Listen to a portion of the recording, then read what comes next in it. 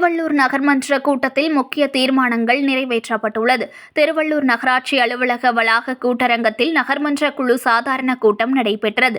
இந்த கூட்டத்திற்கு நகர்மன்ற தலைவர் உதயமலர் பாண்டியன் தலைமை தாங்கினார். இதில் நகராட்சி ஆணையாளர் தாமோதரன், நகர்மன்ற துணைத் தலைவர் சீசு ரவிச்சந்திரன் ஆகியோர் முன்னிலை வகித்தனர். இதில் நகர்மன்ற உறுப்பினர்கள் Vasanthi Velayudham, V Sumithra Venkatesan, P Neelavathi Panneerselvam, Ambika Rajasekar, Prabhakaran, R Prabhu, Shanthi Gopi, Ayub Ali, Babu, V John, GR. Rajkumar என்ற Thomas, Padmavathi Sridhar, Aruna Jayakrishna, Indira Parasuraman, V Srinivasan, AS. Hemalatha, R Vijayakumar, VM. Kamali, Anandhi Chandrasekar, Vijayalakshmi, S. Dhanalakshmi ஆகியோர் கலந்து கொண்டனர். இந்த கூட்டத்தில் அதிகாரிகளுக்கும் வார்டு உறுப்பினர்களுக்கும் இடையே விவாதம் நடைபெற்றது.